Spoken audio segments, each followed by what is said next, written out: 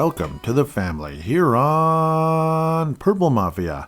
I am your host, Paladino Joey, or Joey Awijan. Purple Mafia is available on all of your favorite podcasting apps. I thank each and every one of you once and always for downloading and listening to this show. Well, it's nice to be back with you once again today. I won't call it a great pleasure, other than it's, I really appreciate you listening to the show. And if you're still out there after maybe some of my ranting on X or whatever, God bless you and thank you for listening to the show. Yeah, well, the Minnesota Vikings played the Detroit Lions on Sunday Night Football, and we waited all day, and, well, it was a dud, an absolute dud. It was a close game at the half. It was a close game for a while, but as things progressed, it wasn't a close game. It was an absolute dud. Yeah, an absolute dud. That's just the best way to describe what took place here. It's, I don't know, not something you even want to talk about. 31-9, the Detroit Lions beat the Minnesota Vikings. The second half was absolutely all Detroit. In Ford Field, the the Detroit Lions will be the number one seed, the NFC North champions, and the road to the Super Bowl goes to Detroit, Michigan. The Minnesota Vikings have to go to Los Angeles. So you'll notice I'm kind of being a little close to the mic and trying to keep it down a bit because, of course, my wife is sleeping. This is, she works a very, very, very early schedule, and I would like to get segment number one out as soon as possible in order to just kind of have that fresh vibe, unfortunately, just to kind of have the feel at the end of the game. It's just, it kind of came in with a crappy feeling. Looked like there was a chance. Vikings defense made some big plays, but the Vikings offense didn't. Vikings offense did not make big plays. Now, there were a few chunk plays thrown in there, yes, but Darnold was missing and missing and missing. I mean, there were plays where Jefferson was wide open. Darnold just flat overthrew him. Other players were open. Darnold didn't see them.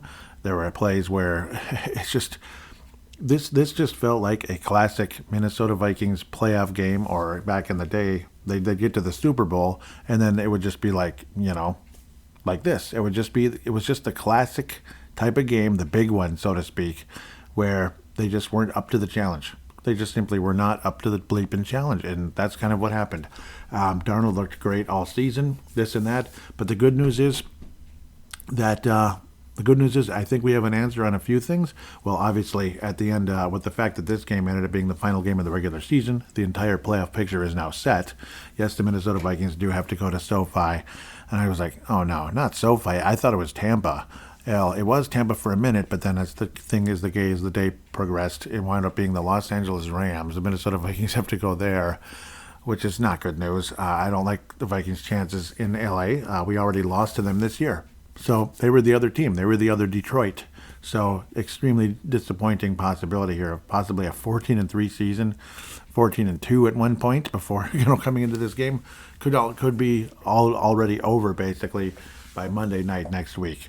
That's the other thing too. That's kind of annoying for some of us. That I might have to work around your work schedule to be able to watch the game. It's a Monday night game. Monday night, really? So that's the thing with this stupid super wild card weekend, which is just, I don't know, it's just a money grab by the NFL. That's all it really is. So yay, we get to be the Monday night game. How wonderful. So we get to wait forever just to see the Vikings again, just like we did already. Maybe we'll get another dud. Well, Sam Darnold will be the quarterback of the Minnesota Vikings next week against the Los Angeles Rams. But I do think we have a pretty good answer as to where this team should go into next season. J.J. McCarthy and, Daniel Jones could be the backup or placeholder or whatever, depending on the J.J. McCarthy situation with the knee recovery. The best offensive play of the entire game was finally some decent blocking, which was very rare here. In any type of a screen the Vikings had, it was like the Viking receiver of some sorts, with two Detroit defenders just waiting for him. It's just like, seriously, that's what kind of game this was. But yeah, Darnold was missing and missing and missing. And of course, guys like TJ Hockenson were not making catches that he should be able to make. I thought he was terrible most of the season. It's unfortunate that we owe him quite a bit of money continuing. TJ Hockenson sucked. I thought he sucked in this game, honestly. Now, of course, again, Sam Darnold was missing on some throws as well. Like you notice, and even Jefferson dropped one that probably should have been caught. Obviously, couldn't stay in bounds in the back of the end zone as well. all that kind of stuff. 9 targets, only 3 catches. Hockenson, 8 targets, 2 catches for 9 freaking yards. I'm almost ready to curse my head off. Will Reichert was making his kicks for the most part, and then he missed one pretty nastily. I think it was a 48-yarder. It was a pretty obvious miss off to the right. That was sucky. Ryan Wright punted really well, I guess, over 51 yards on his 3 punts. How exciting. So we appreciate that, I guess. Well, in a lot of ways, he was one of the best players out there in some ways. Jonathan Ballard did get a sack in the game. There were a lot of pass deflections, and obviously the Vikings defense, I thought, played pretty effing good until obviously the offense just could not get anything done. They just couldn't get it done. Golden opportunities in the red zone, going for it on 4th down on multiple occasions. The Vikings would come up with absolutely nothing because Darnold would miss, or Darnold would hang on to the ball too long. He wouldn't see players down the field that were open on certain opportunities. I mean, the Vikings could have won this game very easily if the offense showed up to play. They could have. I mean, even with how crappy. Pardon my. I almost dropped it. I almost started swearing, but I suppose it's not that big of a bad line to say. Yeah, even with how crappy things went for the defense as the game progressed, and the Lions got up to 31 points. Honestly, keeping the Lions at 31 isn't all that bad. Like, if the offense actually showed up and did something, especially Sam Darnold actually showed up and did something rather than have like a noose around his neck the entire freaking game, the Vikings might have had a chance to win this one. But this just kind of felt like the quote-unquote big one, and your quarterback did not show up to play. He just wasn't good. Like, he showed up, yeah, but he had a noose around his neck the entire game. You could even see during the warm-ups, he looked like he was, like there were like some of the coaches or whatever were trying to calm him down. He looked like he was a bit uptight out there. Like, not angry, not anything, just seemed uptight, kind of like nervous, way too nervous going into the game. And this is what happened right here. So, interestingly, Sam Darnold could possibly be auditioning for his next team next week.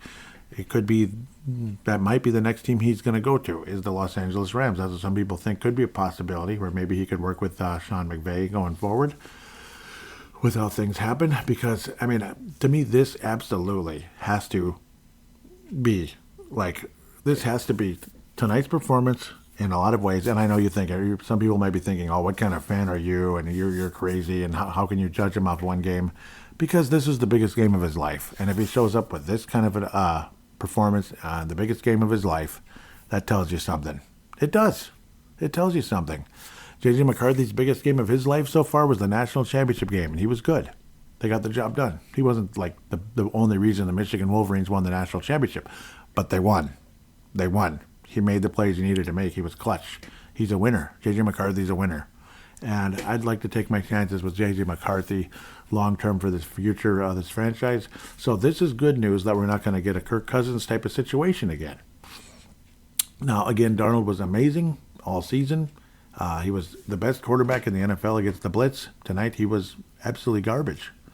Quarterback rating of 55.5. He looked like the New York Jets' Sam Darnold. I almost thought I put that as the logo for the episode, but it's probably going to be Jahmyr Gibbs running all over us, as he did something basically what. Why am I forgetting the guy's name now with the New Orleans Saints, who just ran all over us? What did he get, like 5 touchdowns on Christmas Day? It was like utterly ridiculous, like 4 rushing and like a receiving touchdown. It's absolutely nuts, like all-time record type of stuff. Jahmyr Gibbs had a receiving touchdown, obviously one of those screen plays where you make the catch and you go, and hopefully there's blocking in front of you. And then also ran the ball in 3 times, Tecmo Bowl style, just handoff up the middle, and away he went. And it felt like any type of opportunity the Vikings had to get anything going on the ground, it would always come back as a 2 yards, 3 yards in a cloud of dust. Not that there was dust because it was an indoor game. The best play of the game offensively was Cam Akers. There was finally a good amount of blocking, and he just blew up the middle a bit and then took off. He looked like Jahmyr Gibbs for a minute there. Too bad he just could not quite get there, get to the end. What did he get to, like the 6-yard line? And if I remember correctly, obviously the Vikings did not get in the end zone. I'm blanking now. I think this one we got a field goal out of it, but it's just depressing. Like plays like this where you finally get somewhere, the big interception by, that might, you think puts you in an absolutely golden opportunity to score, just kind of a quick turn and score, touchdown, boom, momentum type of play. Ivan Pace Jr. with the interception deep in Detroit territory. Unfortunately, see, like another goofy thing is he stumbled. This kind of happened so many times in this game where a player would stumble. I think even Cam Akers kind of stumbled a bit, where maybe he could have gotten in the end zone. Ivan Pace Jr. stumbled, where maybe he could have had a pick six. Andrew Van Ginkel he was like maybe a slight bounce of the ball away from a pick six as well. He had it, but didn't catch it. He just simply didn't catch it. Absolutely devastating. One play after another. You could just go on, and some of these guys are going to be up all night probably thinking about that. Certain plays that maybe could have had things going in a better direction, and then as the game progressed, it just kind of snowballed in the wrong direction. It just slipped away, and then the bottom came out of the turf, into that fourth quarter. It just felt like a classic Minnesota big game loss. That's what it felt like, where you're still in it, you still have a chance, but then that big play never came. Like there'd be a big play, but there needs to be one more to complete it, and then it just never happened. That touchdown never happened. The Vikings never got in the end zone once in this entire game. Darnold had Jefferson wide open and he overthrew him. I mean, it looked like Blaine Gabbert. It was like a Blaine Gabbert type of throw. Where remember how he couldn't hit his mother, he couldn't throw a 3-yard pass to his mother in the backyard. It felt like in some of those games. I remember Blaine Gabbert had a guy wide open and overthrew him, and it was the final play of the game, and the Vikings beat like a terrible Jacksonville team. It was kind of funny and kind of sad at the same time. Wait a minute. Okay, sorry. I'm like seeing something a little distracted here for a split second here. The World Juniors, and I do believe they won the gold medal, right? Yep, they did. Whew. Had to go to OT, but they got it done, beating Finland. Awesome. Unfortunately, that was against 3 Minnesota Wild players on that Finnish team. Check out Brave the Wild if you have a chance. But at least the World Juniors, the United States won the gold, so that's one positive for today. We'll look at the other games as well in segment number 2. Of course, segment number 2 will be Tuesday. Of course, this show isn't getting released until Tuesday, but I'm recording segment 1 tonight here on Monday, Sunday night, not Tuesday. It's Monday morning is the show. Sunday night is the first segment, yes. I swear, every time Powell catches a punt, too, you feel like something stupid is going to happen. Every time the ball's punted in his direction, I'm just terrified he's going to fumble. I'm terrified every time Aaron Jones runs with the ball, he's going to fumble. I was even praying, please, Cam, don't fumble, when he had that big run and he was getting tackled. But thankfully that didn't happen. Goff, in a lot of ways, kept the Vikings in the game. Remember how the Vikings should have had... There were so many calls, too, that did not go the Vikings' way. There were a couple that kind of went our way, sort of, but they weren't really that bad. They weren't really as egregious as the ones that fell against the Vikings. And I know when you're on a certain team, certain calls feel a lot worse than others going the other direction. Occasionally, though, you get super lucky. Jared Goff kept the Vikings in the game with multiple interceptions, of course. The one where he heaved it from the end zone, and it was basically like a punt. It was like the Lions got the ball after the Vikings failed to score in the bleeping red zone, and then Jared Goff threw the ball right back to the Vikings, and we'd either get a field goal or end up just turning the ball over on downs. That's the amazing part about this football game. The Vikings didn't turn the ball over once. There wasn't a single fumble in this game, not a single interception, not one fumble, not one interception in this game, and and you still only managed 9 stinking points,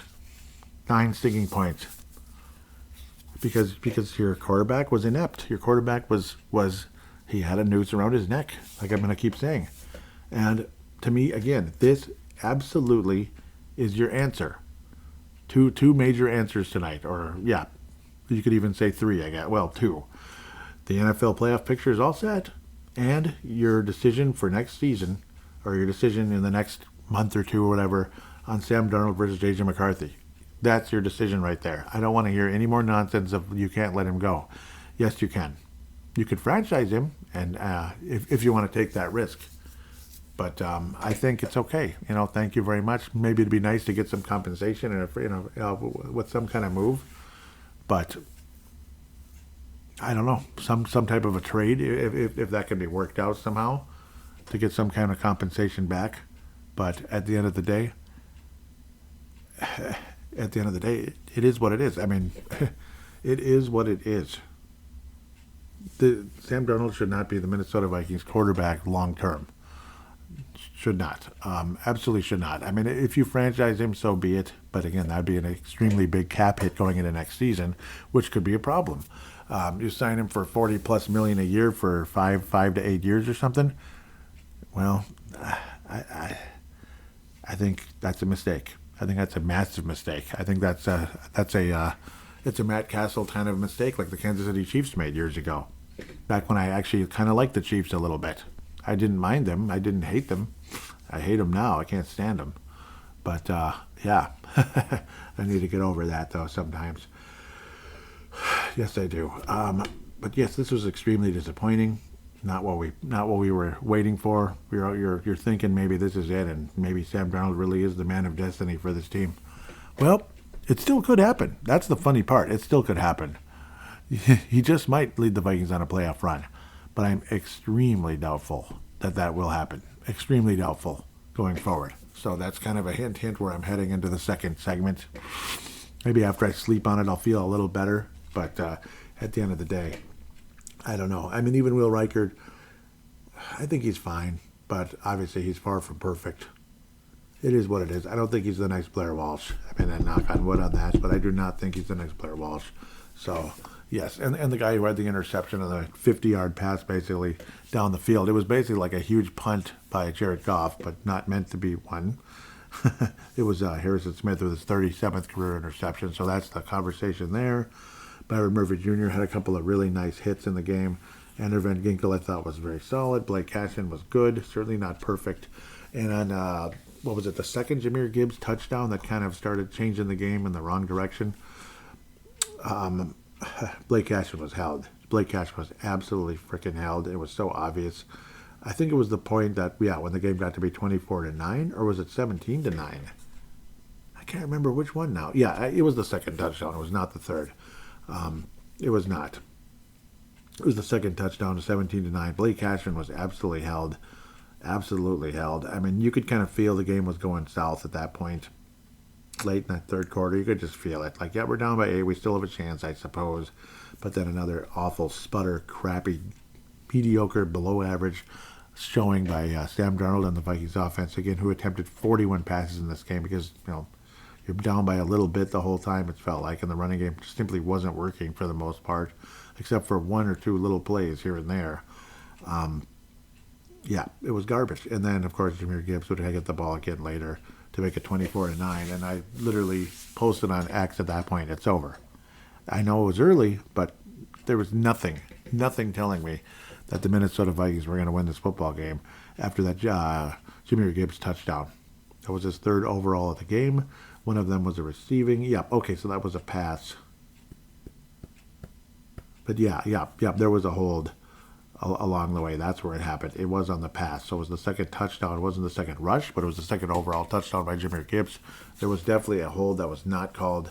Also, again, Jared Goff, there should have been a safety much, much, much earlier in the game on Jared Goff that was not called. It was intentional grounding, but of course Sam Darnold did get a intentional grounding called on him, and then next thing you know, we have to, it's like, what was it, like 2nd and 23 or something stupid like that. So just absolutely bleeping frustrating, beyond belief. Also, again, like there were, I believe, 2 sacks in this game that Sam Darnold took that he couldn't at least find a way to throw the ball away somehow. Like you'd give up 17 yard loss because you wouldn't get rid of the ball. It was just terrible. So he just was not up to the challenge. Not up to the challenge. And I don't want to commit, superstar quarterback money to a guy like that. To a guy that performs in the game of his life up to this date. The game of his life. And he shows up and plays like that. I'm sorry. That is not, I am not committing, $40-50 million a year to that. I'm not doing it. And if you want us to do that, I think maybe you should run a different team, that kind of thing. So just saying. Insane frustrations for me going forward. So, yes, it is the Los Angeles Rams. I do not feel hopeful at the moment. I don't know if that's going to change going forward. I mean, they're the other team that beat us, and they were a pain in the ass to play against, and that was in the same building. The Vikings almost never win in Detroit unless Matt Patricia's coaching. I mean, there have been some times the Vikings have swept Detroit, sure, but during most of Matthew Stafford's career, the Vikings did not beat the Detroit Lions. Matthew Stafford was a pain in the ass to play against, especially in Detroit, is what I'm trying to say. Stafford had some success, especially the first half of his career in Detroit. They were pretty good. Like the very beginning, not so much. But by about 2012-ish, they were pretty tough to beat. 2012, 2014, they were pretty good. Things went south, of course, later, but they're still a pain in the butt. And when they moved on from Caldwell and to Matt Patricia, that was a massive mistake. The Vikings swept Matt Patricia every year because he was a terrible coach and a bad decision. Campbell, everybody thought was a joke, when he was talking about hitting people's kneecaps and such. No, I don't think you have to worry about whatever that stupid girl's name was many years ago in ice skating. The two girls that didn't like each other, whatever. Yeah, that was. Yeah, I mean, no, nobody's going to kneecap anybody. It was just talking. I was like, give the guy a chance, and well, here he is. I mean, I respect Dan Campbell. I don't love him. He's a division rival. Jahmyr Gibbs pisses me off. But what are you going to do? Stop him. Stop him, for Pete's sake. And have an offense that can give your defense some damn rest, too. That would really help. You just knew when the offense kept screwing around and failing. And how demoralizing it was for a Vikings defense that puts you at the 5-6 yard line, after an interception, and you couldn't get anything out of it. It's just you guys suck. You guys absolutely suck. You pissed me off. You let us down. And yes, Reichert also had a ball kicked out of bounds, which is a penalty, which killed us as well. That's when the Lions started really marching down the field to kind of wrap the game up, basically. I don't know. This game was an absolute disaster, and that's all I got to say about that. Extremely disappointing, even though I've already given a pretty good earful already. I'm already 22 minutes in, so maybe it's about that time. I think I've said enough. I mean, you get the idea. Darnold was not up to the challenge, and J.J. McCarthy needs to be the quarterback of the Minnesota Vikings. One final take I could have on this one. I thought the Detroit defense, again, when you talk about how deflated they are with injuries, to a point they're probably not going to win the Super Bowl and blah, blah, blah. They should probably be the number 2 seed or number 5 seed, and they should be the team getting beat out because they have 9 million injuries. But that Detroit defense, again, the fact that the Vikings only managed 9 bleeping points against them and how bad Darnold looked against them, you couldn't exploit that at all, especially in the secondary. That's where most of the injuries have happened, including the pass rush from Aiden Hutchinson, being out for the year or whatever with a broken leg. He was helping out coaching in the game, interestingly enough, and was standing on his 2 feet, too, so that's good for him. Good for Aiden in that case. But that defense was clutching and grabbing, and they got away with murder in this game. I'm gonna say that. Yes, that doesn't mean that's not an excuse for Sam Darnold to be as terrible as he was, and T.J. Hockenson to be as sucky as he was. T.J. Hockenson sucked in this game. Call me a bad fan all you want. I don't care. He sucked. T.J. Hockenson absolutely was terrible in this game. Could not make a play. Could not get any separation for his life. And I do think Detroit was clutching and grabbing almost the whole game. There was a ton of frustrations, and this ref crew has the most made the most calls this season of pass interference, and they made basically one the whole game. It's utterly ridiculous. So insanely frustrating at the end of the day. The ref crew that has the most pass interferences basically will swallow their whistles in a game where clearly that defense was clutching and grabbing a hell of a lot. Again, still not an excuse. Sam Darnold should have exploited it, and he didn't. So Sam Darnold is a absolute big fat Christian Ponder memorial. He looked like Christian Ponder. He might as well have been Christian Ponder in this game. The whole happy feet himself, where he was always panicking and making mistakes. That's Christian Ponder right there. At least he didn't get pick sixes and stuff, but still, because that's what Ponder did. It was horrible stuff, but still, big, fat, juicy, smelly Christian Ponder Memorial Award to Sam Darnold for this episode. The lone wolf. So, but yes, they opened up with the disappointment award rather than the Fran Tarkington award for this episode. Not the easiest thing to give out, but it's got to go to Ivan Pace Jr. Ivan Pace Jr. put the Vikings in position to possibly turn the game around. He even had 10 total tackles in the game. He did not have a sack. I thought he did. I'm getting mixed up with someone else. Renard had a big sack in the game. He was visible. He was good. But it seemed like everybody was getting beat here and there. Ivan Pace Jr. led the team in tackles, put the Vikings in great position to do something, made some big plays out there. He is the Fran Tarkington Award winner for this episode. And Darnold obviously gets the Ponder. With that said, we'll take a quick break and come back for segment number 2 after I sleep on things, literally.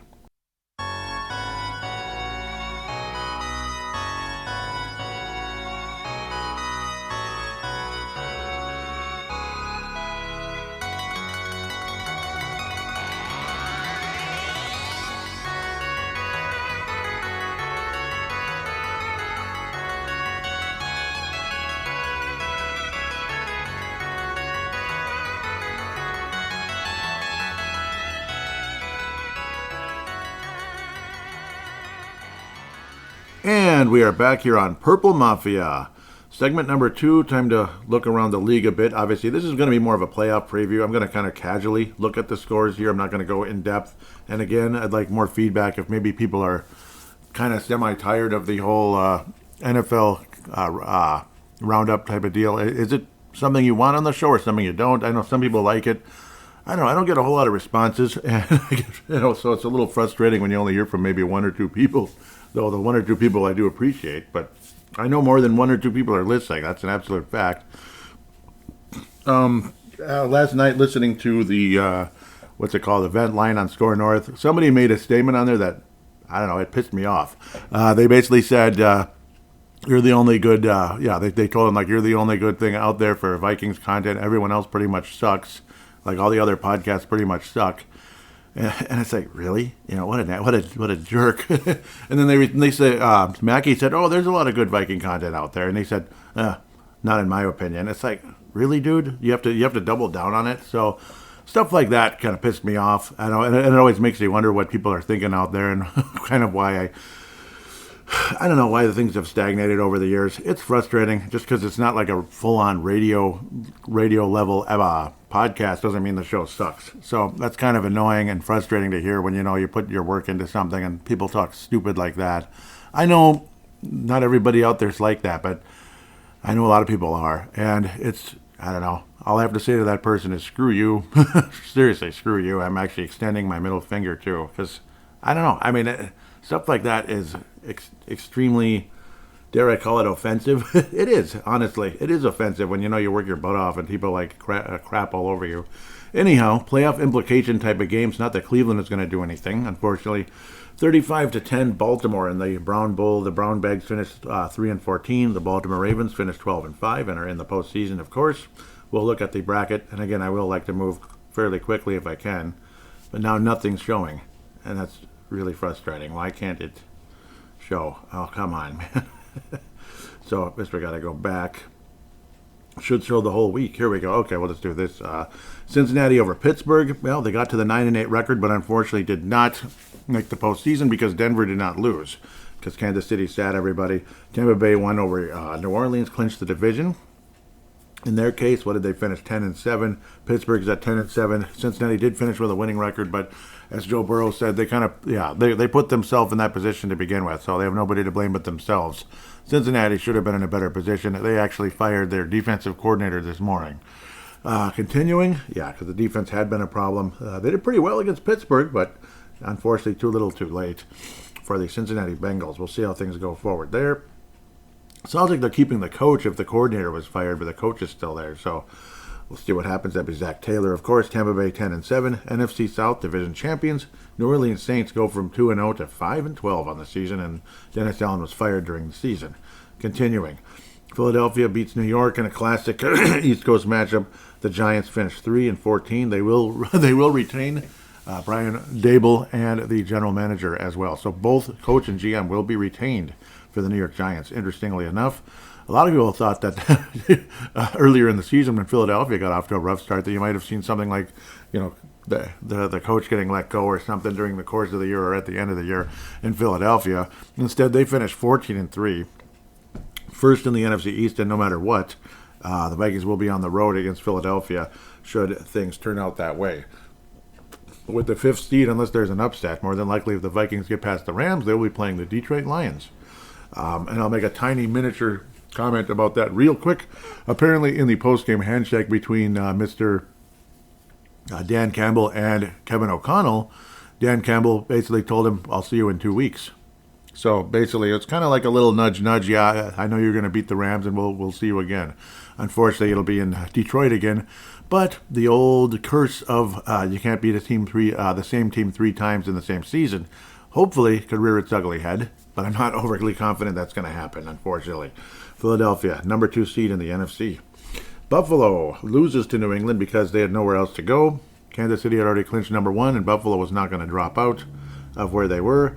They're basically where Philadelphia is in the AFC. 13-4 on the season. New England finishes 5-13, and they have fired their coach in one season. Fired 4-13. So we'll see where the Patriots go now. You could bring back Bill Belichick. No, he's with the North Carolina Tar Heels. Yeah, North Carolina Tar Heels. Anyhow, the Colts were in a hunt once upon a time, but not anymore. They finished 8-9 on the year, beat the Jaguars, who dropped to 4-13 on the season. We'll see what happens with them and their future. Joe Flacco maybe played his last game. He probably should. Taylor getting 177 yards. Again, don't want to get too much into the details here. Jacksonville's a team that with no idea what to say, and even the Colts, I don't know. I mean, a guy that's pushing 40, Joe Flacco, pardon me, is your starting quarterback. Anthony Richardson can't stay healthy, and he can't hit the broadside of a barn, but he sure is athletic. Yeah, anyhow, Houston Texans. They won the AFC South, 10-7 on the season, beating the former, it's the Houston Bowl, the Houston Oiler Bowl again, because they're in the same division. Wouldn't that be something? But I suppose the Wild and the Dallas Stars are in the same division too. I don't even know what the Broncos are celebrating for, other than, yeah, they won the game, but they went up against Carson Wentz, though. Not exactly the number 2 overall pick he once was. Anyhow, Broncos, they're acting, okay, well, I'm glad you made the playoffs, I guess. Good luck with that. 3-14 Tennessee Titans. They let go of their coach earlier in the season. Continuing, and we'll look at the final standings for a couple seconds, too, just for the fun of it. Since we don't need to worry about the NFC North thing, this is just, again, well, the Bears win their final game. It took, it took how many games? 10, there was the 11th game since their last victory. After starting the season 4-2, the Bears finally get their 5th win of the year. It took the whole damn season. They beat the Packers in a game where the Packers, again, they just didn't win the football game, basically. 24-22, Green Bay Packers dropped to 11-6. Playing it safe in this game, Malik Willis was out there more than Jordan Love a bit. And Caleb Williams put up okay numbers, so on and so forth. Let's just keep going. I don't want to look at stats here. The Bits, the Rhinos, the Bits. Okay, sorry. Washington Commanders take a commanding, well, they get into the postseason anyway, 23-19. It's the final season for the current Dallas coach, and Mike Zimmer being the defensive coordinator. So I don't know what to say with that. 23-19. Of course, so we'll move on. Cowboys dropped to 7-10. The Washington Commanders finished 12-5. They had their ups and downs this year, but 12-5. Pretty gaudy record. Not bad.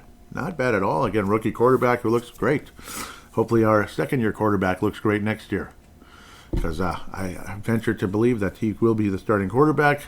Again, we hope and pray that his health, though. And it would have been nice if he could have gotten more reps this year, particularly practice, but also even starting some games. But I don't know. It is what it is. Darnold had a great season, but don't be fooled again. We don't be fooled again. No, don't be fooled again, okay? The Cunningham deal, yeah, but I mean, he was 36, but still, Favre was 40, hello. But yeah, I mean, it was a good season, but I think the magic quays may have ran out. Anyhow, the Atlanta Falcons, well, adios, bye-bye. They get beat by Carolina. Sure, good job, Atlanta.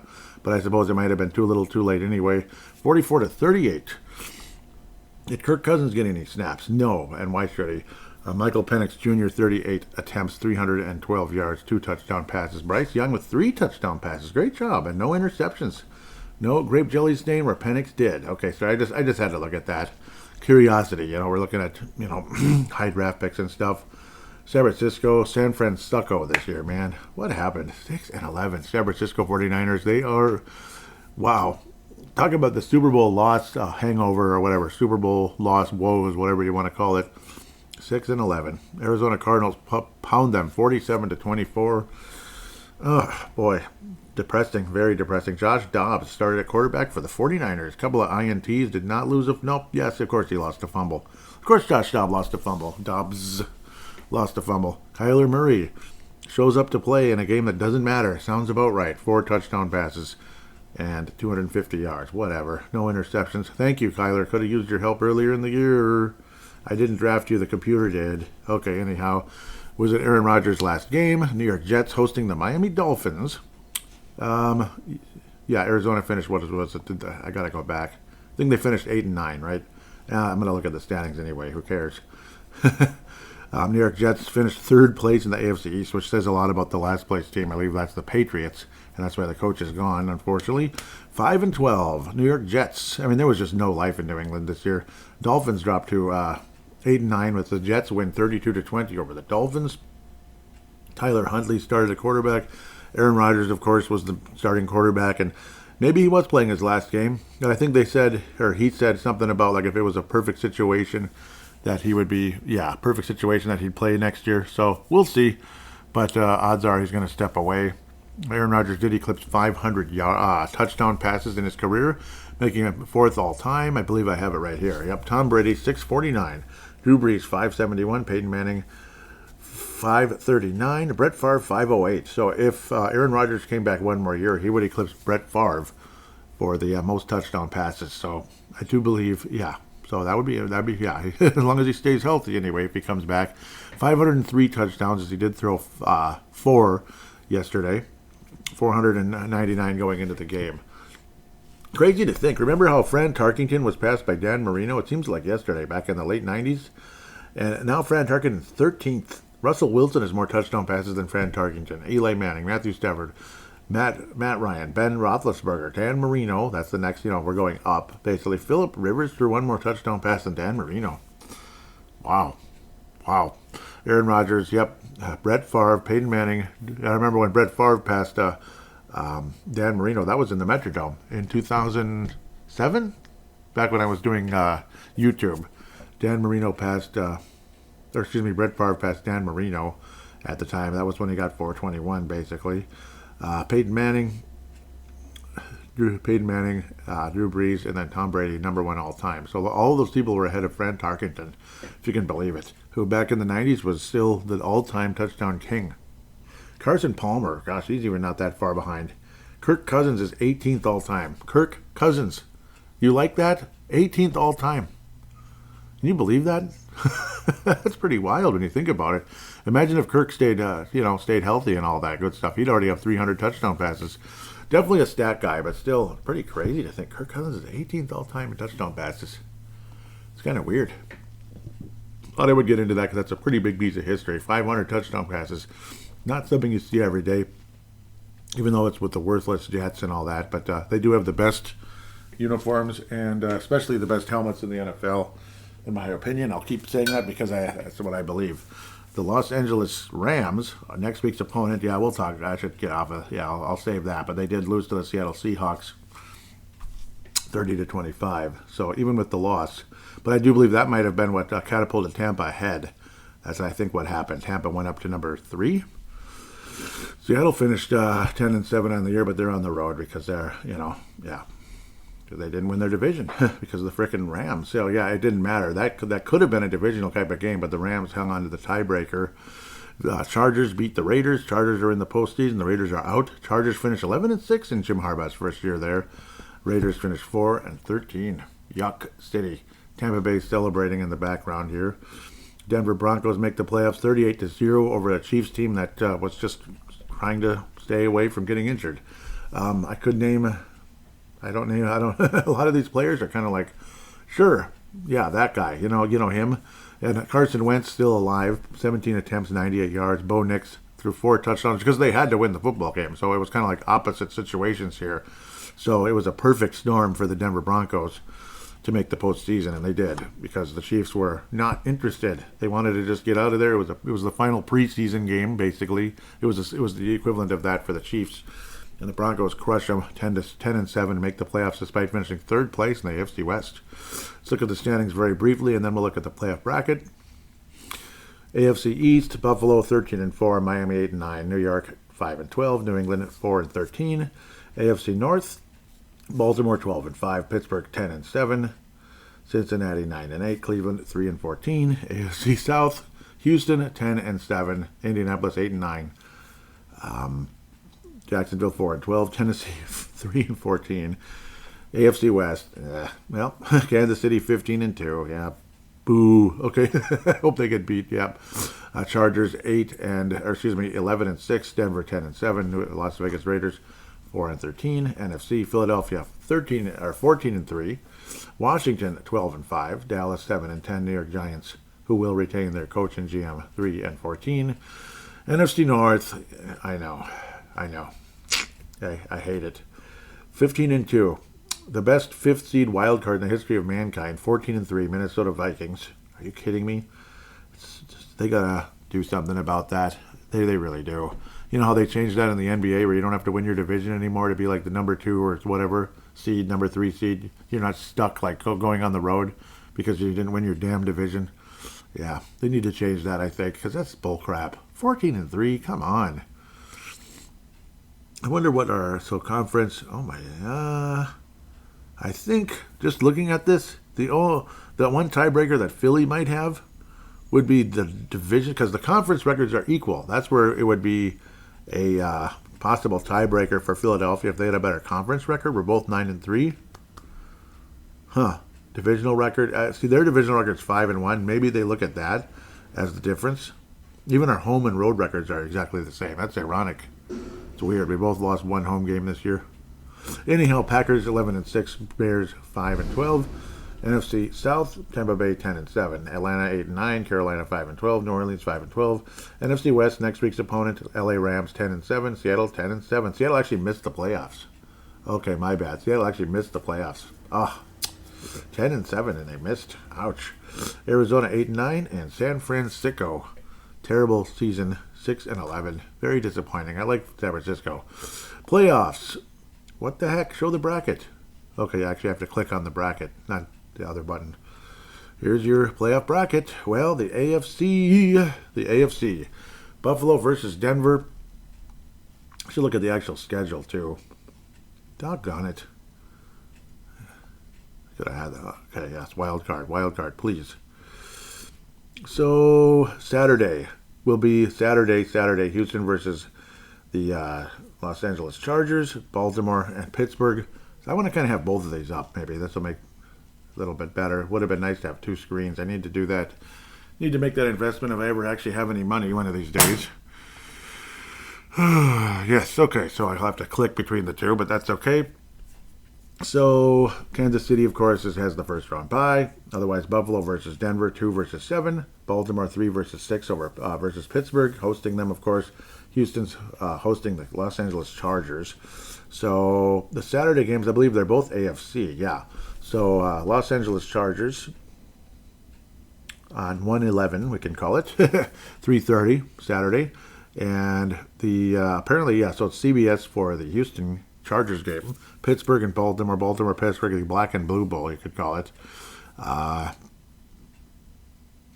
one's on Amazon, interestingly. So, okay, that is a 7 p.m. start on Saturday. So we'll start with the, I guess, chronologically here.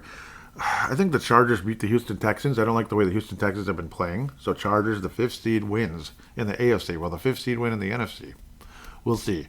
We'll see. Baltimore's going to beat the Pittsburgh Steelers almost certainly, I think, after that. So Baltimore will advance after that. Clicking over. So Houston, the 5th seed, is probably going to have to go to Kansas City. And Baltimore will most likely go to Buffalo, because I do believe the Buffalo Bills are going to beat the Denver Broncos. So it'll be Buffalo versus the Baltimore Ravens. Wow, that's going to be epic. It's going to be a great game. Kansas City versus the Chargers. Go Chargers. I hope they kick their ass. Wouldn't that be awesome? Wouldn't that be awesome if the Chargers beat them? But Chiefs probably win that game. And I wouldn't be surprised if you might have a rematch of last year. There's a pretty good chance of that. But Buffalo probably goes to the AFC Championship game versus the frickin' Chiefs. And the Buffalo Bills are going to represent the AFC. Buffalo Bills beat the Chiefs. Buffalo Bills beat the Chiefs. I think they're a little bit more locked in than the Buffalo Bills are. I think the Kansas City Chiefs are going to be the next team that tries to go for a three-peat and doesn't get it. And boy, do I pray to God they don't, because I do not want to hear that stupid GOAT talk. Patrick Mahomes has 3 Super Bowls. Tom Brady has 7. I'm sorry. No, he's not the GOAT. He's not the GOAT. Slow down. Slow down. If he is, so be it. But he ain't there yet, okay? I'm tired of this greatest of all time. He's not there yet. I still put Montana ahead of him. I think Mahomes is 3rd. I think it's Brady 1, Montana 2nd, Mahomes 3rd. And then 4th is probably I don't know, maybe Peyton Manning. It gets a little bit hairy or hazy after that. It could have been Aaron Rodgers at one point or even Brett Favre, but I don't know. All right, to the NFC, Detroit, of course, is the first round bye. And, of course, who's going to play the Buffalo Bills in the Super Bowl? Detroit has the first round bye. Otherwise, you got Philly, Green Bay. So let's look at some of the schedule as well. Washington, Tampa. Basically, all these other games are on Sunday. And then Minnesota, Los Angeles is on Mondays. So it's 3 games on Sunday. The nooner is the Buffalo Bills. That sounds perfect. Beautiful blue sky over there. Well, if it's a blue sky, but I frankly hope it is. A nice chilly blue sky in Buffalo, New York. Bills win. That's on Sunday, of course. Then the second game is the Green Bay Packers being hosted by the Philadelphia Eagles. I would be surprised if Green Bay wins that game, but I think it's going to be pretty close. I think Buffalo wins fairly convincingly over the Denver Broncos. I'm sure the Chargers game is going to be fairly close, but I think they'll win over Houston, like I was saying, in Baltimore, Pittsburgh. Baltimore wins by 10 points.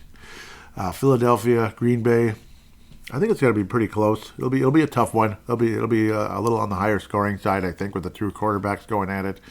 But I think Philadelphia's the better football team, not just because I dislike the Packers. Believe me, I'd pick the Packers if they were, the better team here, but they're not. Philadelphia wins the football game by 4. Philadelphia wins by only 4. It'll be pretty close. Washington versus the Buccaneers. That's going to be a good one, 7-15. So that's your NBC game. So the noon game with Buffalo, CBS. The second game. So the good part about all these games is they're all by themselves, of course. They're all on their own, which is great. They get 100% viewership if people are actually watching the game. Fox, of course, will be the Packers-Philadelphia game. NBC will be, again, that's a Sunday Night Football game. The Tampa Bay Buccaneers hosting the Washington Commanders. Tampa Bay is a pretty good home team. I just like Washington here. I have a feeling they're going to overcome things here and get the job done at the end of the day. I think the Washington Commanders win. So Eagles and Washington, both of them from that division advance. Of course, Detroit's already advanced automatically. Minnesota versus the Rams. 7:15, ABC, Monday Night Football, the last Monday Night Football game of the year. Oh boy, am I nervous about this? Yes, the Vikings lost to the Rams this year. That doesn't mean the Vikings will lose again, but they lost this year to the Rams. So Stafford, 37-62 in yardage, 20 touchdowns, 8 interceptions. Darnold, 4,319, 35 touchdowns, 12 interceptions. Only the yards changed, not the touchdowns or the interceptions. That's how meh a game it was last night. Aaron Jones wound up with 1,138 yards with only 5 touchdowns. Just not a great red zone running game for Minnesota all season. Kyron Williams wound up with a yard short of 1,300 with 14 touchdowns. So better red zone team, and I'm not too surprised about that, honestly. The receivers are deadly as bleep, but so are the Minnesota Vikings receivers. Justin Jefferson, with 1,533 yards, again, was clutched and grabbed and held about 50 times yesterday, and it was called once. Actually, and it wasn't even called. It was called on. I think somebody rammed into. It was like they rammed into Jordan Addison at the end of the day. But 10 touchdowns for Justin Jefferson, Jay Jets. Puka Nacua, who missed some time, 990 yards, 3 touchdowns, and of course the other guy again, the high-end tight end, missed a ton of games. The Rams had won a number of games in a row, as had the Vikings. Both teams lost their season finale. They lost their season finale, unfortunately, so that was a pain in the butt. Well, Vikings had a couple of interceptions, didn't we? We're number one in the league in interceptions. Rams are 12th with 13. Vikings had 24. Points scored, Vikings are 9th with 25.4. Rams 20th with 21.6. Total yards, Vikings 12th. The Rams are 16th. Passing yards per game, Vikings 7th. The Rams 11th. Rushing yards per game, this is all offensive side, 19th. And the Vikings are 19th. The Rams are 24th. Time of possession, Vikings 13th. And the Rams only 23rd, but occasionally they can have those quick strikes, those big-time plays from Matthew Stafford. Will it be his final game as the Rams quarterback? And will it be Darnold possibly auditioning to be the next quarterback of the Los Angeles Rams? As that's a possibility with Sean McVay as the head coach. A little spicy V8. Tasty. Tasty. I don't always like spicy stuff, but occasionally I do. Adding a little spice to this podcast today, right? Anyhow, points per game, Vikings 5th in the league. This is defensively. Points against per game, Vikings 5th. And again, keeping the Lions to 31, despite that, thing that kind of the floodgates opening a bit in that fourth quarter, was actually pretty good. The defense showed up for the most part, except against that stupid blankety-blank Jahmyr Gibbs, but that's just how it is. We always get our butts handed to us, just like Kamara last, like years ago on Christmas Day. Merry Christmas! Yeah, whatever. What was it, like 5 touchdowns against us? I think it was, I don't even want to remember. Yeah, it was Jared Mayo. I thought his name was Mayo, right? Yeah, because it's harder to keep up with the Patriots. They're not as, they certainly weren't noticed this year. One season and he is out. I'm sorry, Jared. He was a former linebacker of the Patriots in the glory days, and unfortunately, those glory days feel very far away right now. They look more like the early days of Drew Bledsoe.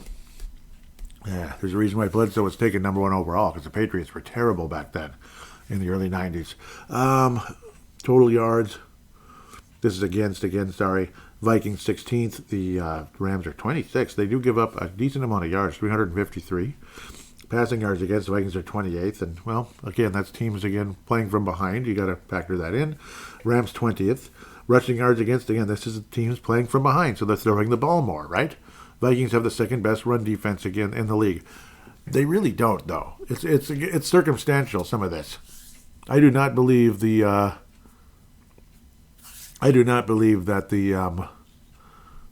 Mike Vrabel, he was helping in Cleveland, wasn't he? Interesting. Yeah, he was. I forgot about that. But again, the brown bags were so bad this year. Anyhow, sorry, I'm very distracted here. Yeah, that whole second and rushing yards, we have the second best rush defense in the league. We really don't, though. Again, it's because teams were playing from behind, so they're throwing the ball more. You gotta play the clock. You don't want to run the ball when you're behind. I mean, you can, but not that much. Vikings 5th in the league in sacks. Good pass rush this year. 48 sacks on the season. 5th in the league. Rams 20th with 38. Number 1 in the league interceptions for the Minnesota Vikings, 24-13. And they did their job yesterday for the most part. Again, Jahmyr Gibbs ran all over us late and early, but not the whole game. I was very satisfied seeing him getting absolutely smushed. I believe that was by Van Ginkel. That was, boy, that felt good. It's like, you know what? Screw you, Jahmyr Gibbs. You've been running all over us every time you play us. So it was very satisfying. It's like you're playing a hockey game or something, and this guy keeps scoring, and you just absolutely obliterate him. It feels like $1 million. Again, on a video game, not necessarily wanting people to get hurt or anything. It's a tough matchup, though. To be fair, this is a very tough matchup. The history between these teams is, it goes all the way back to the beginning for Minnesota because the Rams are pretty old. Why is this showing the Lions? Oh, I think I brought up, okay, I never actually closed that one. I had 2 of them up. Apologize. Okay, so the Minnesota Vikings against the Rams. The history of the Vikings lead the all-time series 27-19-2. So 2 ties back like in the 1800s or something. I don't know. The Vikings did win their first ever game against the LA Rams way back in 63. So maybe the Rams were slightly after us. I don't know. But yeah, I think they started in the 60s just like we did.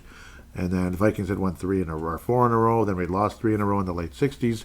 Vikings pretty much owned the Rams for most of the 70s, but not the whole time, including some NFC title game or two mixed in. Playoff history versus the Rams, there's some good games and some not so good games. I'm not getting all the information here, which is irritating because the screen is like turning white and has a bunch of ads on it and it's not working real well. See if I can try to refresh it or not. It's just sitting there. Come on, man. 1974, 99% sure this is the NFC title game. Yeah, it was. We played the Rams twice in the NFC title game. Yep. Oh, in the NFL championship game, 1969. Yep, won by only 3 points. These games are all pretty close. And it was like, oh, they have to come to Minnesota and in the cold. They're not used to it, and the Vikings would always overcome. It'd be a low-scoring game, 14-10. So Vikings playoff history against the Rams was pretty rich for a while. 76, beating the Rams 24-13 to go to our last Super Bowl.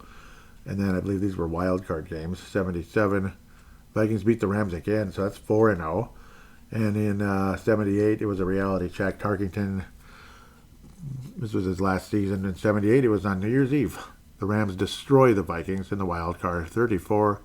34-10, the Vikings, the Rams destroyed the Vikings. So it was our first loss after being 4-0 versus the Rams in the postseason. The Vikings dropped to the Vikings dropped to 4-1 at that stage. Then you had another game later on in 1988. Vikings win a wild card game there.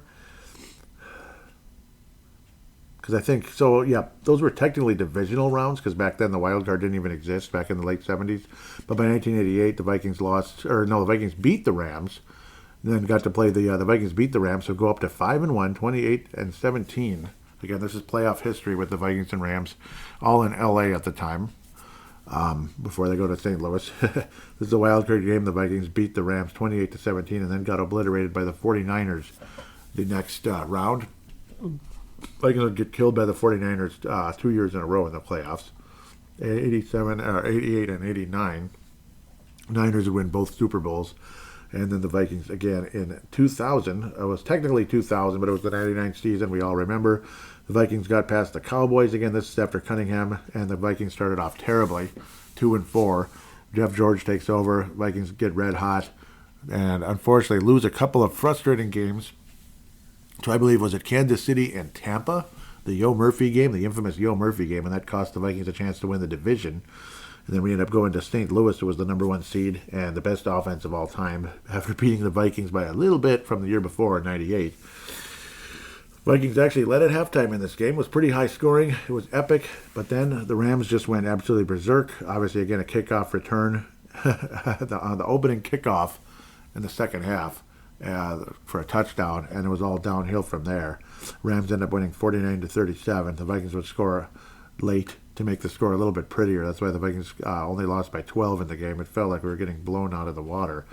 But that is the last time the Vikings played the Rams. And then they were in St. Louis, of course. They went on to win their one and only Super Bowl as the St. Louis Rams before they eventually got a Super Bowl title in L.A. for the first time ever after they moved back in 2016 or 2016. They won their championship in 21. They won the championship in 21. Remember, they beat Tampa and all them and San Francisco. Went on to win the whole enchilada, the St. Louis Rams. Much to my chagrin, because I really wanted either 49ers or Bengals to win, but of course they didn't. And of course, ever since then, 22 and 23, the yucky and frustrating and awful Chiefs have won back-to-back Super Bowls, trying to win back-to-back, or back-to-back-to-back. The Vikings have lost 3 games in a row to the Los Angeles Rams. Not going back to, the first one was that epic Kirk Cousins game, a Monday night game. Fun to watch, but the Vikings offense just wasn't good enough when Jared Goff and the Rams were flying high that year, and everybody was excited about them after the Vikings stymied that Rams offense the year before, 24-7 in the U.S. Bank Stadium, en route to our 13-3 year and NFC title game appearance. Not win, but appearance. Let me tell you. Appearance. Since then, the Vikings, they had that epic game with the Rams. And then in 21, the Rams beat the Vikings by a tiniest margin to help kind of knock us out of any playoff contention in late 2021 en route to their first Super Bowl championship as the Los Angeles Rams. which they did, 30-23.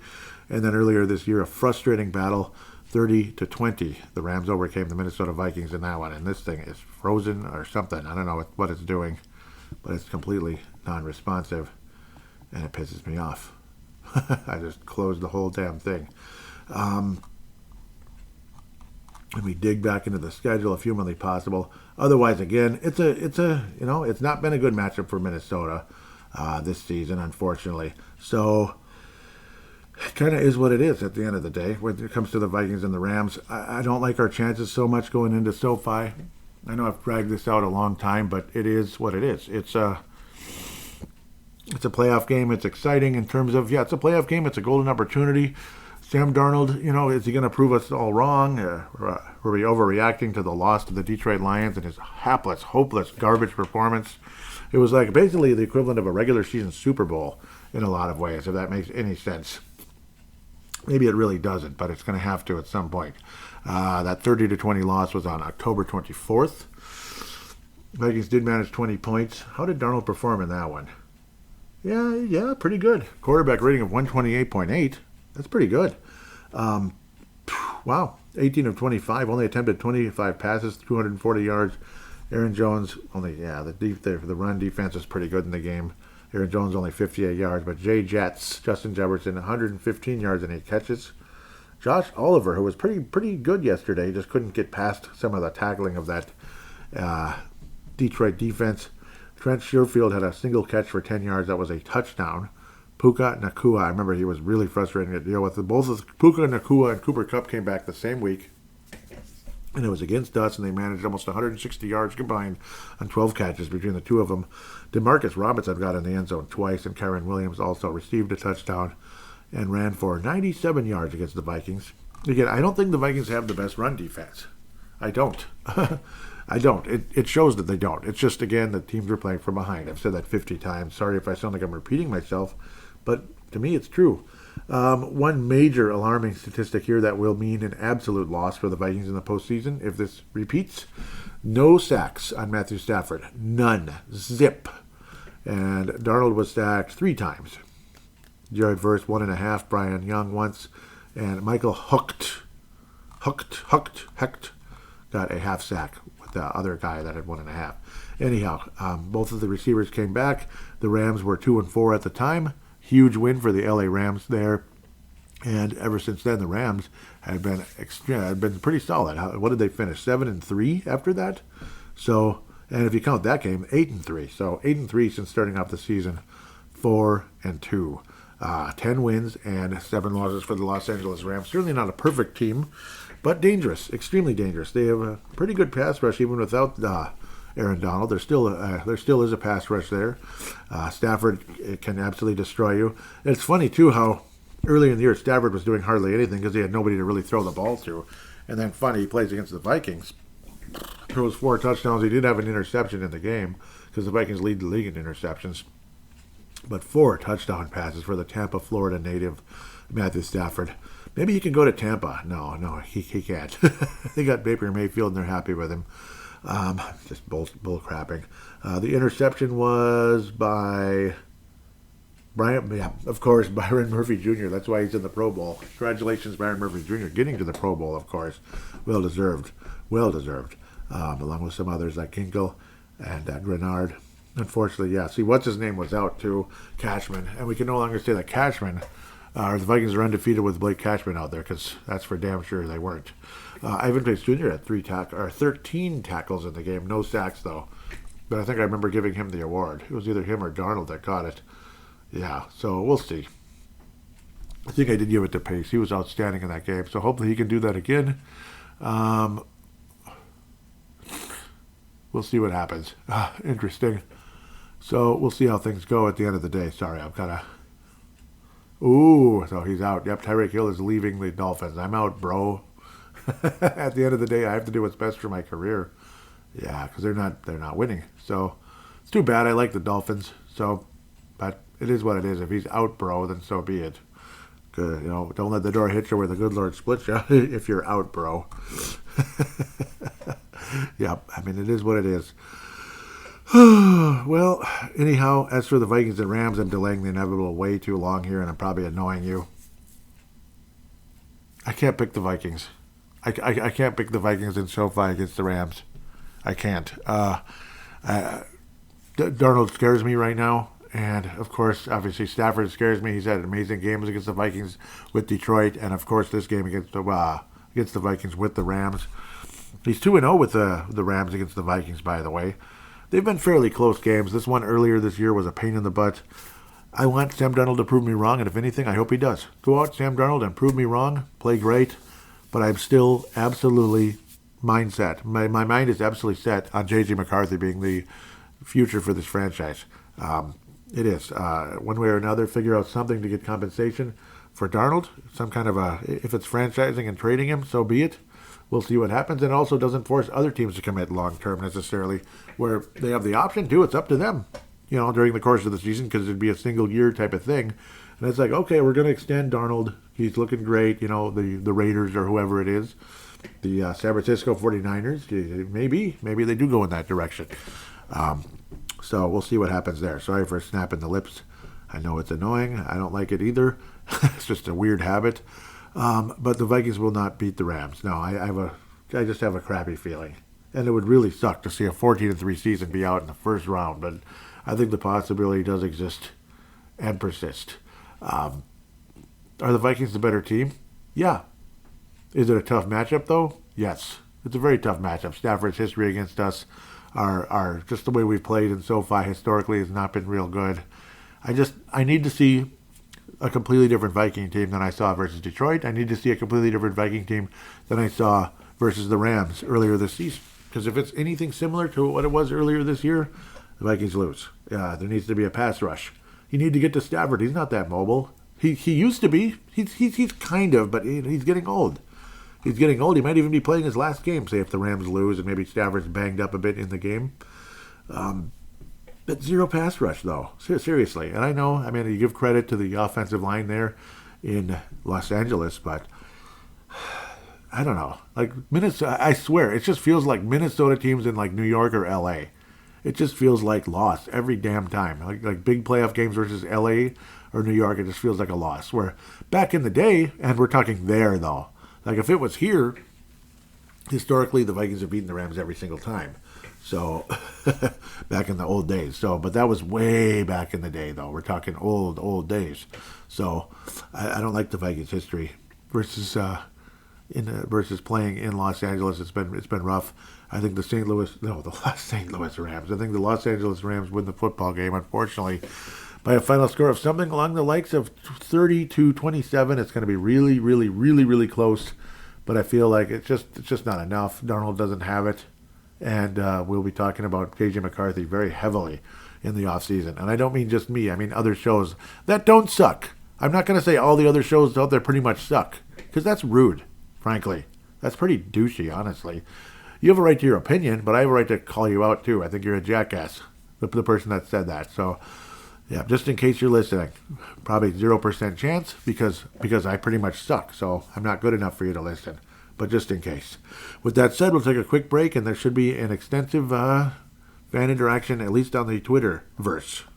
All right, hold the phone. I actually, I got so tied up in this whole Minnesota-LA game that I did not do my official predictions for the NFC. So this will be very brief, at least I think so. So yes, I have the Rams advancing past the Vikings just because I just do, unfortunately.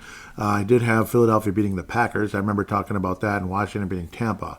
So that means that Washington would head to Detroit and Tampa would head to Philadelphia at the end of the day. So, yes, Detroit will beat the Washington Commanders. I think the Commanders will make it interesting, but Detroit wins and goes to the NFC title game for the second year in a row, for the first time in franchise history, at least in the days of the NFC. Obviously, back in the 1950s, Detroit won championships before the Super Bowl, of course. Philadelphia will get past the Rams. Philadelphia beats the Rams. The Rams could be one of those exciting teams. You just never know. Maybe the Rams upset Philadelphia. But right now, I think Philadelphia does go to the NFC title game, pardon me. But I think Detroit and Buffalo will be your Super Bowl at the end of the day. Maybe it's the year for the Detroit Lions. I'm not sure. Is it the year for the Bills? Is it the year for the Lions? I'd like to believe it's the year for the Vikings. But I think Detroit and Buffalo is your Super Bowl. And I keep going back and forth on this one. Buffalo Bills end their drought. The Buffalo Bills are the team that ends their drought and wins their first Super Bowl after the. So the Buffalo Bills will beat the Chiefs and the Detroit Lions in the Super Bowl and win their first championship after losing their 4 in a row back in the early 1990s. So Buffalo Bills are going to be your Super Bowl champion, at least according to what I'm saying right now. Obviously, you have a right to change, especially as the things progress. I'll have a right to change, but this is my original prediction, so this is the one that would count as in, oh, I got it all right. This is the one that would count. Otherwise, it's just a week-to-week type of thing afterwards. So I am picking Buffalo to win the Super Bowl. I might have picked the Minnesota Vikings to win the Super Bowl versus the Bills. They got the number 1 seed, but when they came out and showed something like this, I actually have the Rams beating us right now. If the Vikings beat the Rams, of course, then we would have to go to Detroit again, which I think would be another loss anyway. So, yeah, I'm just saying. I'd like to believe otherwise, but it doesn't look good. The matchup is real bad. It would have to be a complete transformation for the Vikings to get to the NFC title game with the way things are currently standing. But, oh, no, if Washington beats Tampa, we would go to Philadelphia, which I think would be kind of a toss-up. Maybe we'd face in the NFC title game then. I forgot. If Washington beats Tampa, yeah, because Washington's going to Detroit. If Washington beats Tampa, but odds are Tampa will win that game with their home field and all that. Home field in football is a really big thing. Big. So we'll see. But with the way I have things set up, Minnesota would go to Philly. I think it would be a toss-up, but probably the Eagles winning because our history versus Philadelphia in the playoffs is 0-4 infinity so far. I think we're 0-4 versus Philadelphia historically. We are 5-2 versus the Rams historically. Tons and tons of matchups. But this particular Rams team is a tough battle. That's why I have it going like that. Buffalo Bills win the Super Bowl in New Orleans. I had my initial prediction.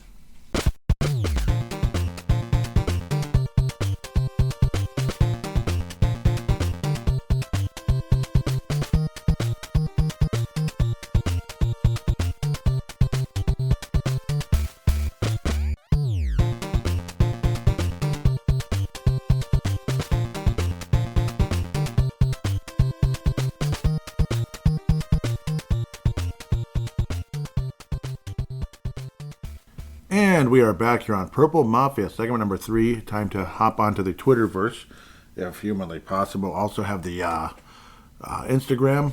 I do have it up on the computer, too. And sometimes it's better that way.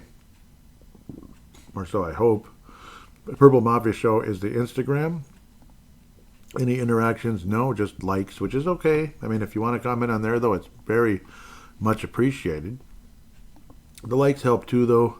Notice they had one where it was the post game. It was about hoisting up the white flag, which felt like that's what kind of game it was. In so many ways. Yes, I'm looking at the Facebook. Yeah, there's nothing. So I don't know why. I don't know what happened. Don't know what happened to Mark Carlson, Mike Dale, Leland. I don't know what happened to you guys. You guys all vanished. So must have been either busy or just like, what the hell is this? I don't even want to talk about it. Bleepity bleep bleep. Who knows? But kind of was like that. So Twitterverse it is, 1,000% here. Retweets from Mad Martin and Tanae Brown. Mad Martin from Northern Scotland, Tanae Brown from New Zealand. He also was putting likes on Instagram. Tanae has been known to comment on Instagram, and he's 1,000% welcome to do so. Continuing. Mad Martin, Northern Scotland, as mentioned before, says, Happy New Year, Joey. Waiting for this game is turning into an exceptionally long week. And yeah, it really was exceptionally long. No call-ins. Nope. Just wanted to make absolute sure. No. Okay. Email or two, but that's about it. I was saying laughable clock managed by the Steelers, but that's okay with me. Go Bengals. I was saying that on Saturday. Mad Martin said, man, it's been a long day on this side of the pond. Let's get this done. Yeah, because he had to wait basically until like late in the night to even watch the game because it's on the other side of the pond. I was saying I'm nervous, very, very. Mad Martin says, we are playing with house money, my friend. I was a little nervous last week, but I really believe they can secure the number 1 seed. I wish. I believed it too, and then at the end of the day, it just didn't happen, unfortunately. Okay, continuing.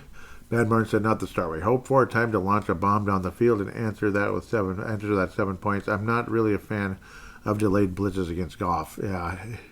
Sometimes it worked and sometimes it didn't, you know. Continuing, Matt Martin says, if we want to go to and win the Super Bowl, you must always have to go through a high-scoring shootout. Vikings get this as a warm-up for a playoff run, but they need to answer back in this drive. We can't afford a slow start, and unfortunately the slow start never stopped. It was just slow and frustrating, and it felt like we were in Philadelphia. It really did. Matt Martin was saying, disappointing drive, but outside of Jones, we can't rely on the running game to punch the ball in. We've seen plenty of opportunities in the red zone missed this season. And a lot of ways, that was the Vikings' Achilles heel against Detroit. Because, again, the Vikings' defense was respectable. Even with Jahmyr Gibbs opening the floodgates late, the Detroit Lions only scored 31 points in the game. You know, and I know only, right? For the Detroit Lions, that isn't only. They're the number one offense in the league. They're the St. Louis Rams, you know, of this year. They're the 99 Rams, basically. Or 21, or 2001 Rams, whatever year. We'll see what happens. Excuse me. Mad Martin says, I don't wish to think about that Philadelphia game with a better quarterback and better weapons this time around. So no excuses for not putting points into Detroit's defense that is significantly depleted. That is the number one thing right there. No excuses for not putting points into Detroit's defense that is significantly depleted. 1,000% right there. That sums up the whole game and why they lost. And why I'm ready for McCarthy. Yeah, it's just one game. No, it's the biggest game of his life, and that's how he played. It's the biggest game of his life. Him being Sam Darnold. Continuing, because yes, Mad Martin is kicking some butt here, and we can't rely on this defense to hold them off all night. Exactly, because that's not what happened. They did not hold them off all night. So yep, you nailed it. They did not hold them off all night. Eventually, it fell apart. Man, those are some weird unis, aren't they? I'm sorry.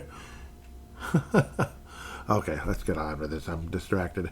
KOC, this is Mad Martin. KOC not trusting the run game at all. Darnold needs to take it down a notch. He's clearly too amped tonight.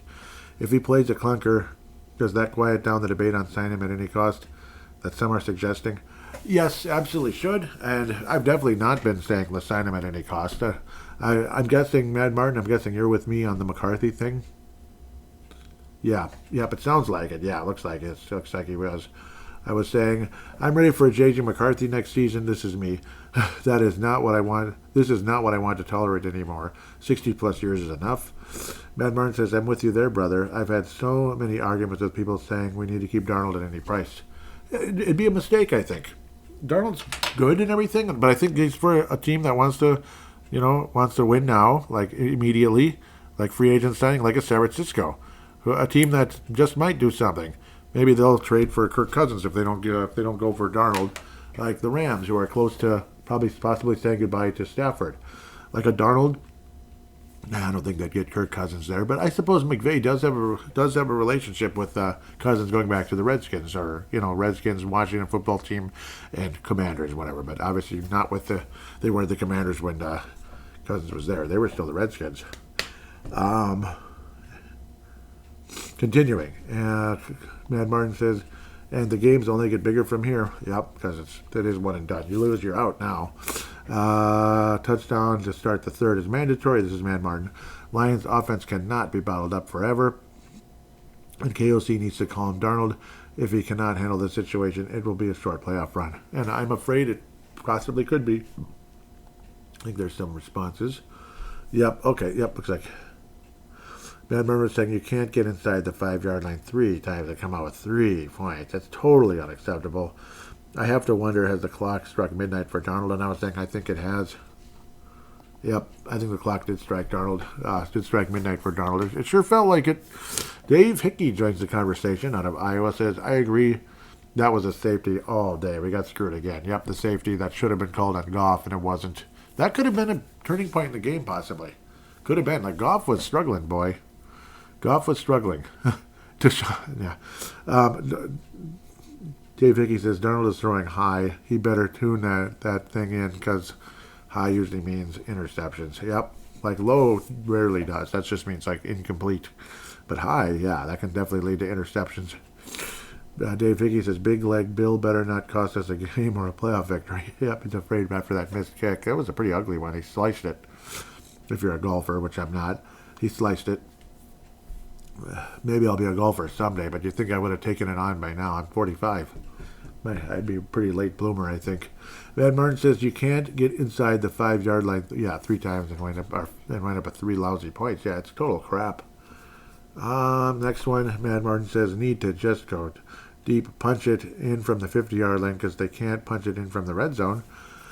Yep, and then all the time, yeah, there'd be this great chunk play that would happen, but they'd always get tackled, and then we'd be stuck in the red zone, and nothing would happen. It'd be a complete joke. Like you get a sack, incomplete passes.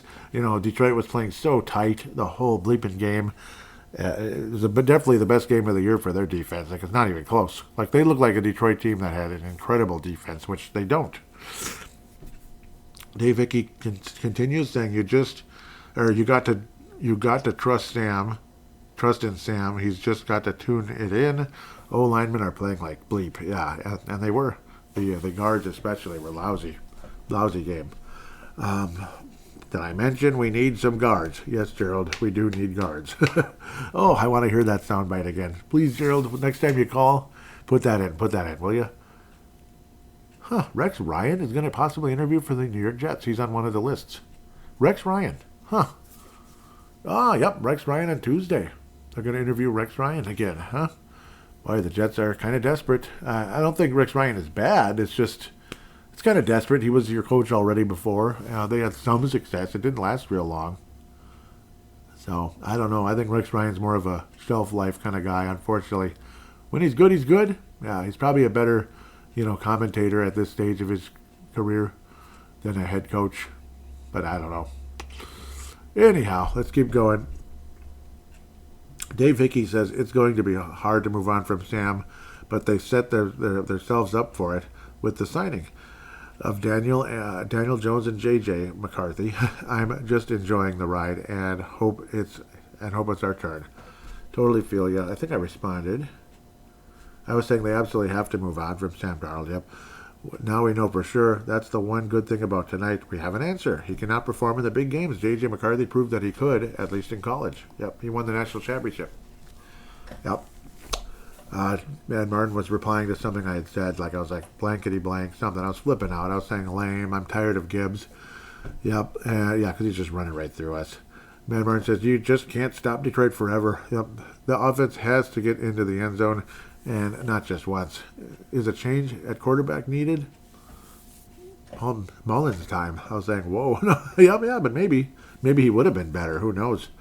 Probably more interceptions. But that's okay at that point. It was like nothing else you could do. I feel like it feels like it's just falling away. Mad Martin was saying defense can't get off the field. They put the offense in good positions, and they've done nothing with it. That was the story of the game. The defense put the offense in good positions, and they did nothing with it. Incredibly disappointing performance. I'm off to bed. And I totally feel you, Mad Martin, because it was like 4 in the morning. Yeah, poor guy. I feel bad. I was saying we waited all day for this, and guess what? We get to work tomorrow. How exciting. Life sucks. Yeah, just that feeling of having to go to work on Monday. Ugh. I don't think anybody likes it. So when people say Happy Monday, you just want to give them the finger.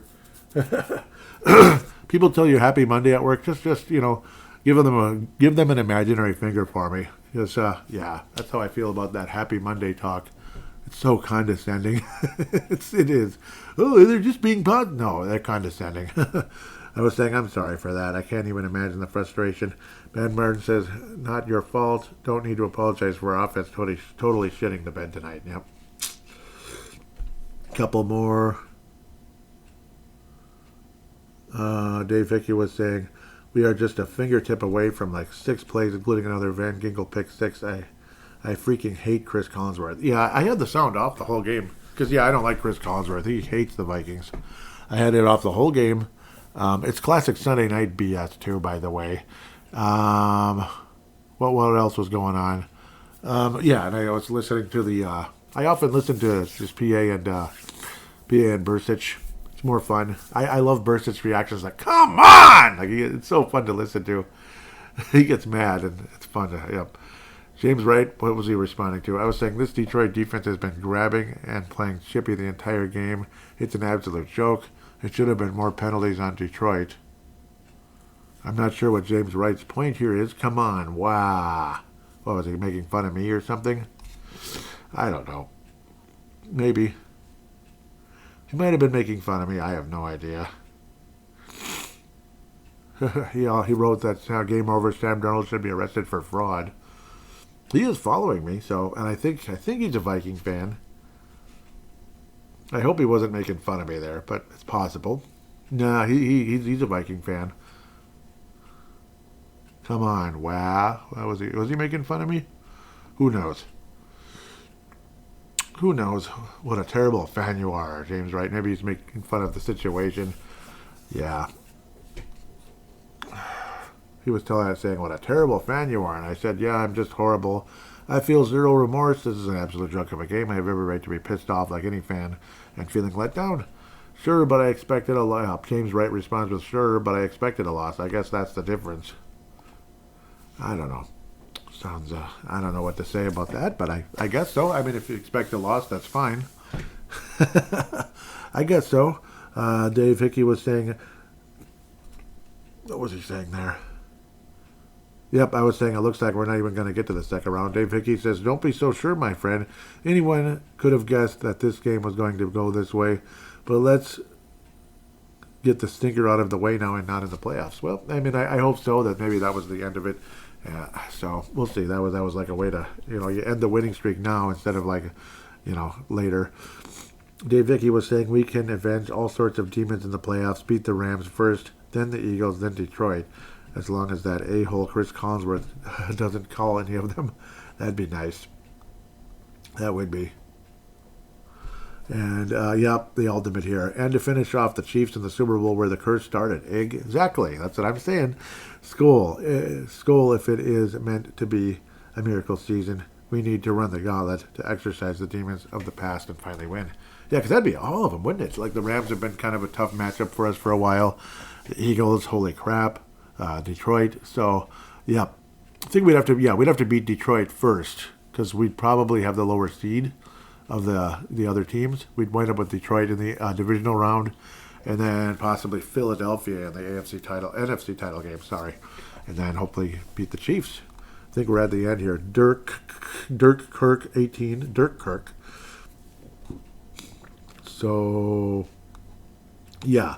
He was saying, at least you ain't a Jets fan. Yeah, because he's a Jets fan, apparently. I was saying, I understand. At the very least, you have the absolute best helmets in the NFL, if not the best uniforms. I'm not just saying that to be condescending. I do love the uniforms and helmets. Dirk Kirk responds with, the green is pretty fire. I actually really like the purple Vikings color along with the logo. Looks good. Good luck in the playoffs there, brother. Yep, thank you. Thank you for that. I appreciate you, Dirk Kirk, and sorry I didn't respond. Shoot, I was like, yeah, because I was getting ready to do the show. Sorry I didn't reply sooner. I appreciate you, brother. Great.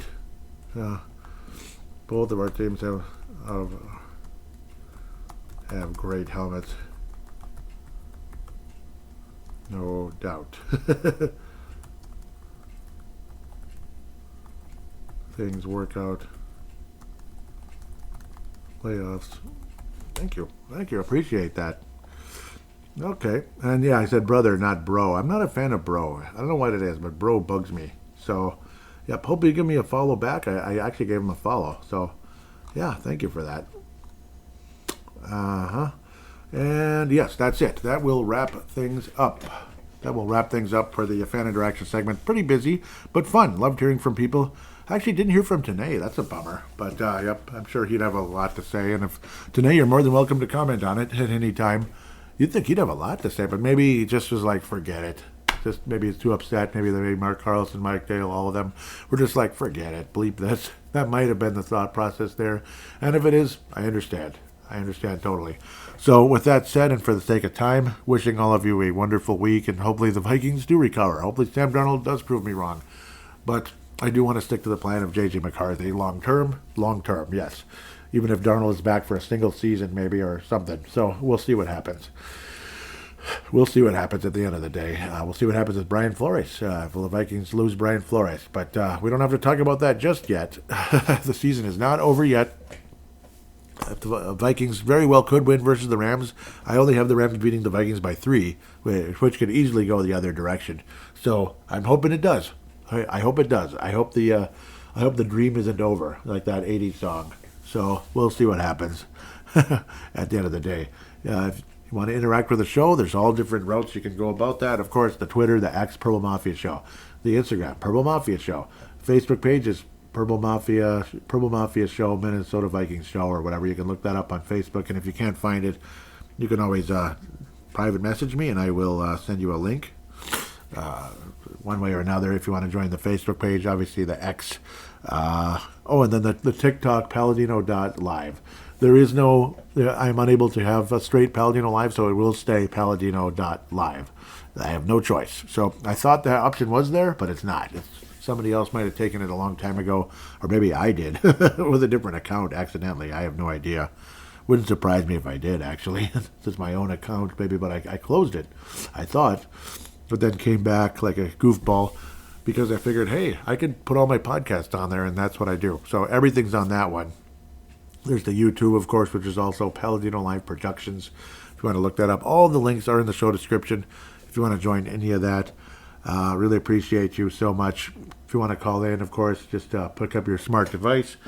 Use any free voice recording app that they have on there. You could on the store or one that's already built in. Basically, press record, treat it like a phone call or whatever, and when you're done, save it and share it to paladinolive@yahoo.com. paladinolive@yahoo.com. I would then convert it into an MP3 file thanks to not Zumzar, but cloudconvert.com. Cloudconvert.com. Really wonderful page. So please put a positive rating on Apple Podcasts if you could. 5-star rating. Spotify or any other app that allows you to do so. It'd be greatly appreciated at the end of the day. Greatly appreciated. Okay, so yep. Yeah, Doug Peterson was fired. That's what I thought. Must have been a while back. Yeah, the Bears and all them. Ken Dorsey. Sorry. So with all of that said, I just appreciate every one of you so much, and we'll be back to continue, and we will continue to cover the postseason as we always do here on Purple Mafia, because playoff football is the absolute best. That's where January rocks. Like, you might think, oh, it's cold. Yeah, but it's playoff football, though. Is there anything better than playoff football? It's something to absolutely look forward to as you head into Saturdays and Sundays. In this case, Saturday, Sunday, Monday, Super Wild Card Weekend. The Vikings and Rams will be on Monday Night Football. So that show won't even come out until Tuesday morning, most likely. Well, it just won't. So otherwise, take care. God bless, and we will talk to you in a week.